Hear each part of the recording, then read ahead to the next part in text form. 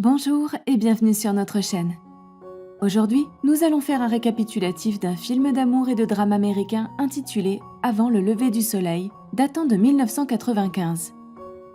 Mais avant de commencer, prenez garde aux spoilers et profitez de la vidéo. Le film se déroule le 16 juin 1994 à Vienne, en Autriche, dans un train où voyagent de nombreux passagers. Parmi ces passagers, une jeune fille blonde essaie de lire un roman, mais est interrompue à plusieurs reprises par le couple assis en face d'elle et qui se dispute constamment en allemand. Ils ont l'air d'un couple ordinaire qui se dispute comme suit.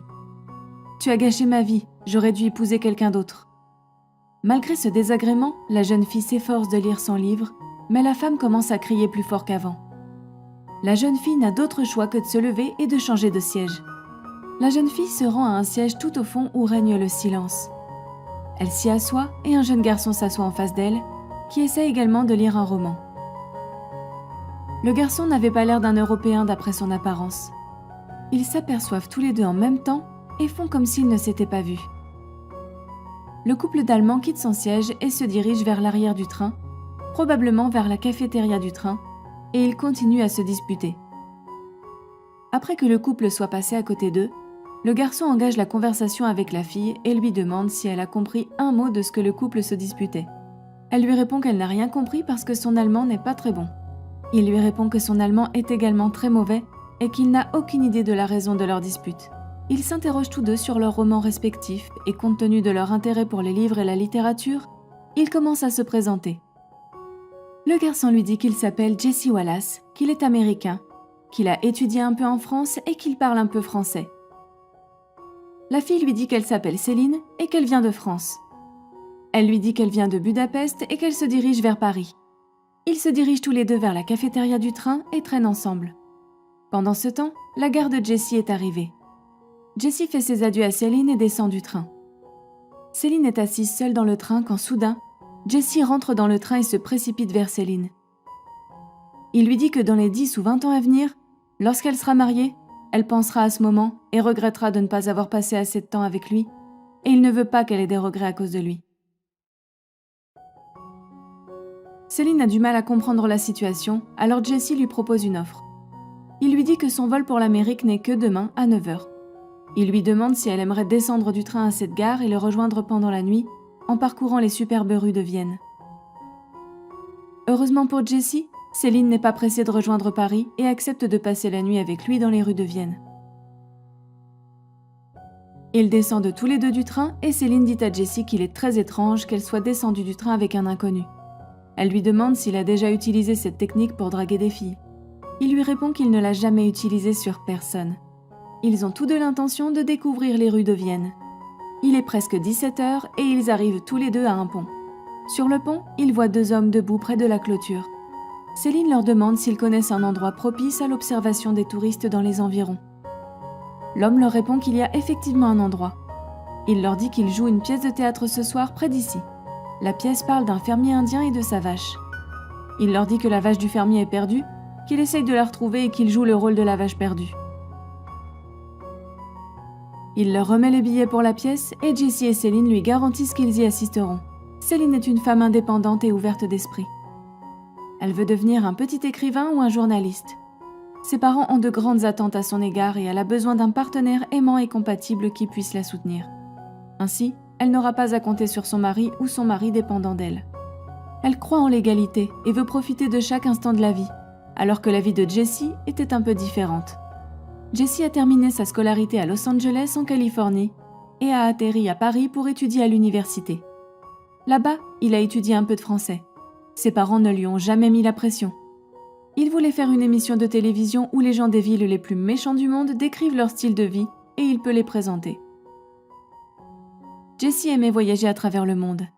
Ils se rendent tous deux dans un cimetière qui a un lien avec la vie de Céline. Céline avait l'habitude de visiter ce cimetière dans son enfance. Les personnes qui se suicidaient ou dont le corps était retrouvé dans la rivière près du cimetière étaient amenées ici pour être incinérées. Céline raconte à Jessie que lorsqu'elle était petite, elle a rencontré une jeune fille de 13 ans nommée Elisabeth, qui est morte d'une manière ou d'une autre et qui a également été enterrée dans ce cimetière. Céline se remémore ses souvenirs d'enfance sur la tombe d'Elisabeth et pleure ensuite Elisabeth. Elle dit à Jessie qu'elle a grandi, mais qu'Elizabeth, elle, a toujours 13 ans. La nuit tombe et ils quittent tous deux le cimetière. Ils se dirigent vers un champ ouvert et s'assoient sur un banc. Ils parlent tous deux de leur vie et de leur enfance, lorsqu'une diseuse de bonne aventure s'approche d'eux. La femme saisit la main de Céline et lui dit qu'elle peut lire dans les lignes de la main et lui prédire l'avenir. Céline lui répond que cela ne l'intéresse pas de connaître son avenir, qu'elle verra cela plus tard. Elle dit à la chiromancienne que si elle veut toujours lire les lignes de la main, elle peut le faire et lui parler de sa nature. La femme lit les lignes de la main et lui dit qu'elle est une femme très indépendante et qu'elle est une star à elle seule. Elle raconte à Céline d'autres choses que seule Céline connaît. Elle donne de l'argent à la diseuse de bonne aventure et elle part. Leur nuit se transforme peu à peu en quelque chose de spécial. Céline se demande comment elle est arrivée ici par hasard, comment elle a rencontré un homme étrange sur le chemin de Paris, et maintenant, elle erre dans les rues de Vienne avec lui. Ils se rendent maintenant tous les deux dans une église. Jessie n'était pas du genre à aimer et à craindre Dieu, et ne voulait pas rendre visite au bon Dieu, mais Céline l'a convaincue de la rejoindre à l'église. Ils partagent tous deux leurs idées et leurs expériences sur la religion. Ensuite, ils quittent l'église et vont se promener près de la rivière. En se promenant près de la rivière, ils rencontrent un poète de rue. Le poète leur dit de donner n'importe quel mot et il leur présentera une belle poésie de ce mot en quelques minutes. Et s'ils aiment, ils peuvent payer comme bon leur semble. Céline lui donne le mot « milkshake ». Le poète lui présente en quelques minutes une poésie qui lui touche l'âme. Le nouveau duo, romantique et chanceux, et continue sa promenade de loisirs. Il rencontre un autre artiste de rue qui se trouve être une danseuse du ventre.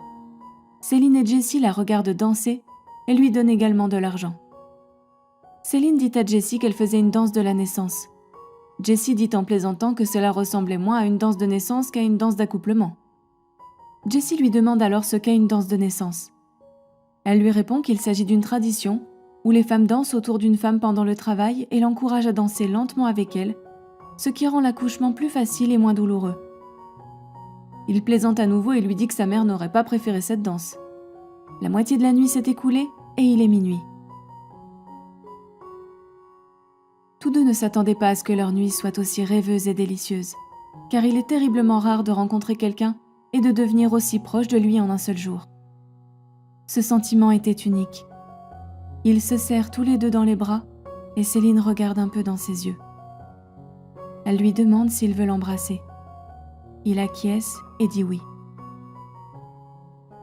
Ils s'embrassent tous les deux passionnément. Après leur baiser, Céline demande à Jessie s'il va la revoir un jour. Jessie lui répond qu'il n'a pas vraiment réfléchi à cette idée. Jessie lui dit qu'ils seraient tous les deux sur des chemins différents et lui demande s'ils devraient se revoir. Céline lui répond qu'elle ne sait pas. Ils n'aiment pas tous les deux les relations à distance, alors ils ne se sont pas demandé leur numéro de téléphone. Ils décident tous les deux de ne pas s'écrire de lettres sans engagement de leur part. Quelle que soit leur relation, elle restera une aventure d'un soir.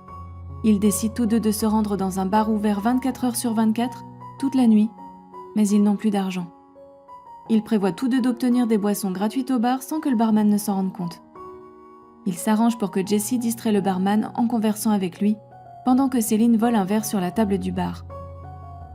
Après cela, Jessie convaincra le barman de lui donner une bouteille de vin rouge gratuitement. Céline a réussi à voler un verre et à le mettre dans son sac. C'est maintenant au tour de Jessie de convaincre le barman de lui donner une bouteille de vin gratuite.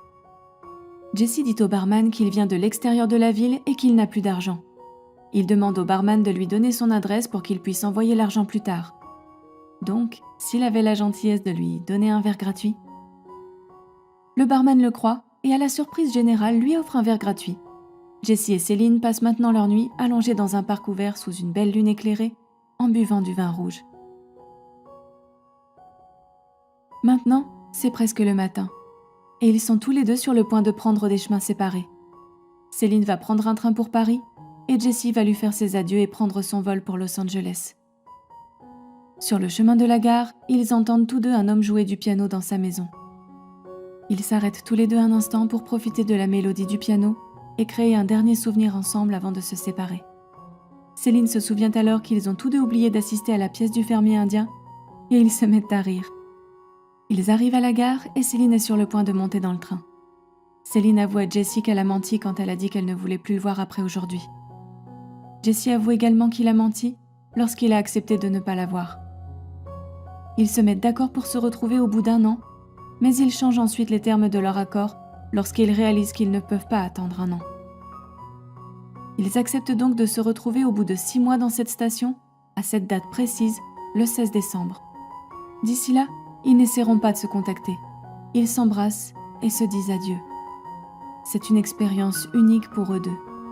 Céline repart dans son train et Jessie se rend à l'aéroport en bus. C'est tout pour aujourd'hui. Si vous avez aimé cette vidéo, veuillez aimer, partager et commenter. Appuyez sur l'icône de la cloche pour ne pas manquer les mises à jour et n'oubliez pas de vous abonner à notre chaîne. Prenez soin de vous et à la prochaine fois.